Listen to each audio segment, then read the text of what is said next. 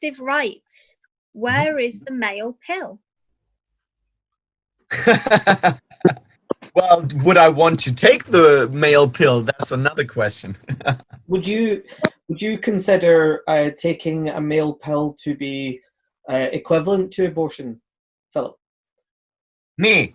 Yeah, like as in, some people consider like the female pill because it sort of like flushes the female system to be in a similar sense to abortion. So no, I wouldn't. But I'm not a huge fan of the pill either. I really feel for women and men when it comes to reproductive or reproductive. Yeah, like I don't like condoms. Yeah. Nobody likes condoms. I'm aware I have to wear them. It really annoys me when women say, "Oh, what's the big deal? You just have to wear a condom." It's like, yeah, but I don't feel anything. I'm like, I can literally have sex with a plastic bag. Yeah, but not. But when we're talking about turkey basters and pinpricks, they're not foolproof. Whereas if you were taking a hormonal contraceptive of some description, you would be completely in control at all times, no doubt. True. But the thing is, I would never force my girlfriend, wife to take the pill or anything, because I think taking hormones, it really messes up, or it can really mess up your system.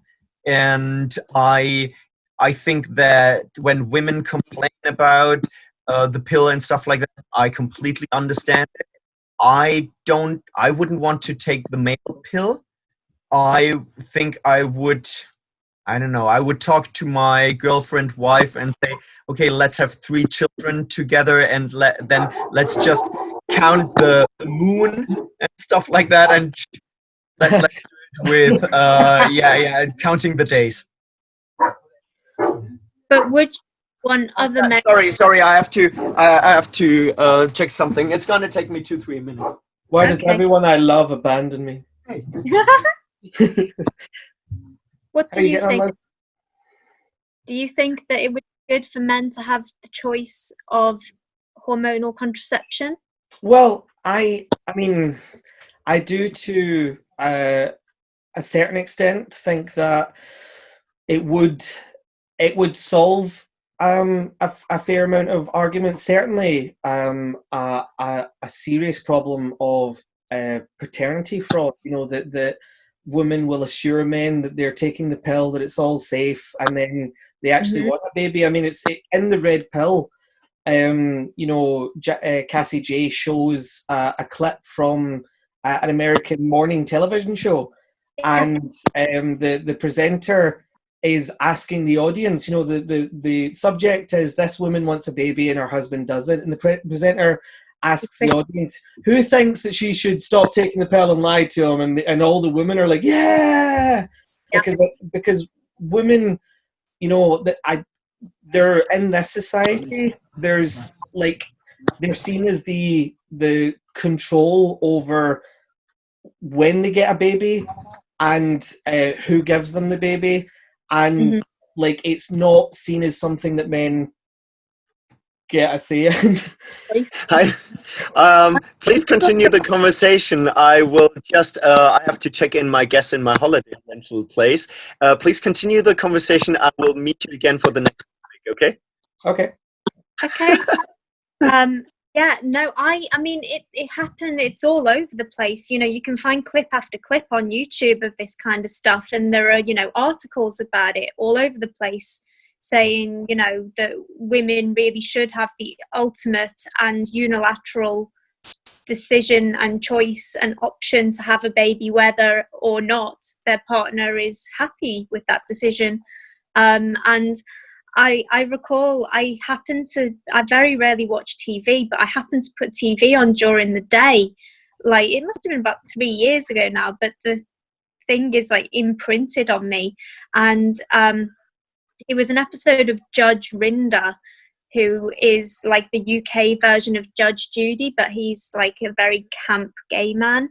and he had a woman who was in court trying to get back pay for child maintenance that her adult child's father hadn't paid during the child's childhood. And at one point, Judge Rinder invited the adult child to come. Sorry, no, I've jumped ahead. The man was arguing that he shouldn't have to pay because the woman had tricked him into having a baby by saying that she was on the pill when in fact she wasn't. And then Judge Rinder invited the adult child to take the stand. And the adult child said, well, I just think that if you're man enough to have a baby, you should be man enough to pay for it. And it was like the man had been really clear. You know, he'd had the conversation with the woman and said that I am not man enough to have a baby. I do not want one. And, you know, you have to take birth control because there's absolutely no way I want a pregnancy. But this is completely overlooked, you know, and but it's not even about being man enough, you know. That's like saying to a woman, you're not woman enough to be a mother. Yeah. You know, like it's a choice. Yeah, I'm just using their terminology, but you know, no, I'm arguing against their terminology. Absolutely, you know, disgraceful and immoral. And just, I mean, astounding that we take this attitude, because, you know, if the tables were turned and, you know, it was a man who'd stealthed the condom off and got his woman pregnant, no one would be saying, like, well, come on, be woman enough to have the baby, for God's sake, would they? Oh, yeah, like an abortion clinic or something. You're not woman enough for this. Yeah, I mean, I used to watch Scrubs. Do you remember the American medical comedy? Yeah.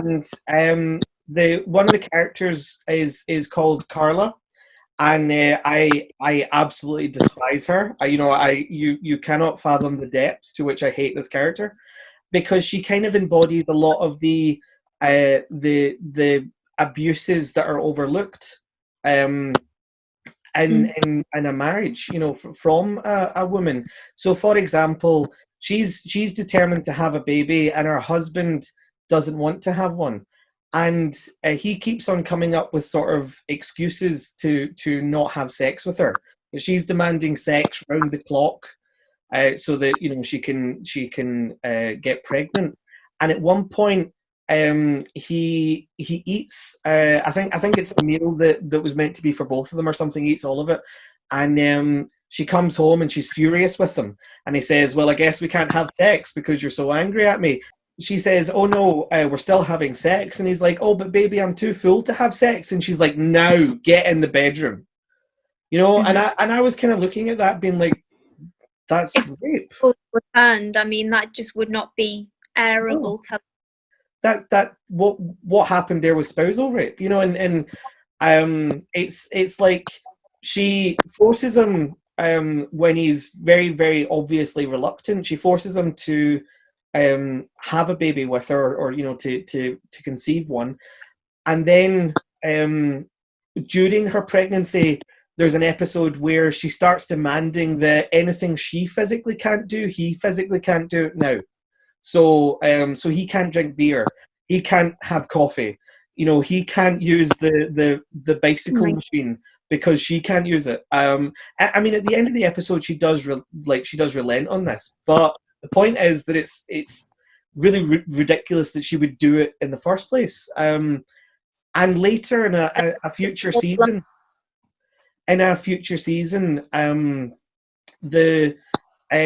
she says she wants a second baby. And he, again, is very, very kind of cautious about that. And a male colleague says to him, "Listen, if she wants a second baby, she's going to get a second baby. You have to figure out how to get something for yourself out of it." You know, so it's seen as not a mutual decision, but an inevitability that you must submit to the wife's desire for what the family should look like. Mm-hmm. Absolutely. Indeed. Let's move on. Well, there's one final point I wanted to raise in men's reproductive rights, and that is the fact that in the UK today, men have no legal right to confirm the paternity of children that they have, that they are fathering, that they may have doubts about, because according to the Human Tissue Act 2004, there's a maximum penalty of 3 years behind bars for carrying out a DNA test without qualifying consent. And qualifying consent for a child to have a DNA test is the mother. Yeah, that's outrageous. Could you wait until the child was 18, find out because the child consented, and then demand every cent of that money back if you discovered you weren't the father? But no, but you should. No. That should be perfectly legal. If you can demand money from someone who was absent as a father, you should be able to demand money back if you found out you weren't the father. But it is preposterous, and we know exactly what the reason is. And it's just this thing that, like, people say it's a woman's body, it's a woman's choice, but what about it being a man's life and a man's choice, himself? If somebody said to you, which do you think is harder, 9 months of pregnancy, which is difficult, Liz, as you can tell us too, because you've been through it, 9 months of pregnancy, or 18 years of working overtime to pay for a child you didn't think you were going to have? I think that's a fair comparison. 18 years, because, relatively speaking, forcing someone to work to pay for something that they get no benefit from is tantamount to slavery.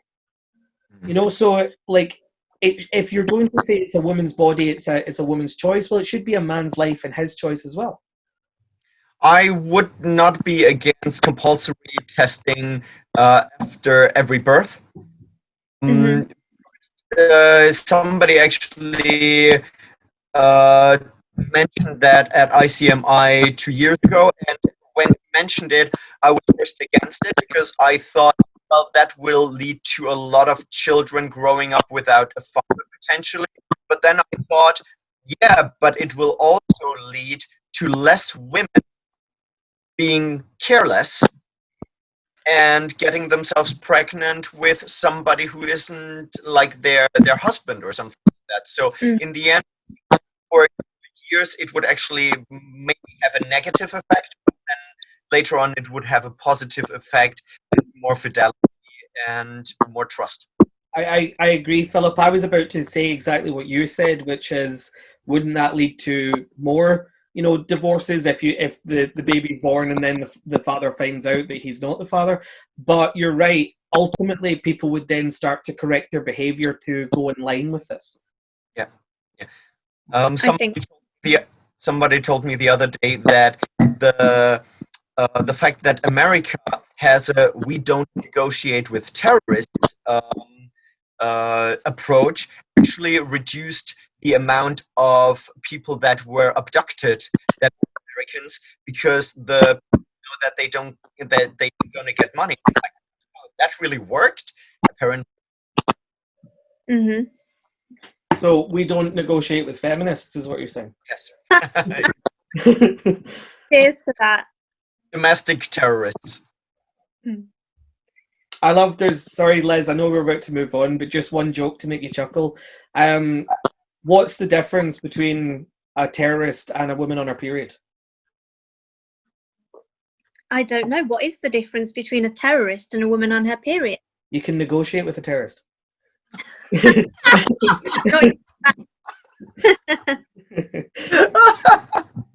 Okay, I like that. It's funny because it's true.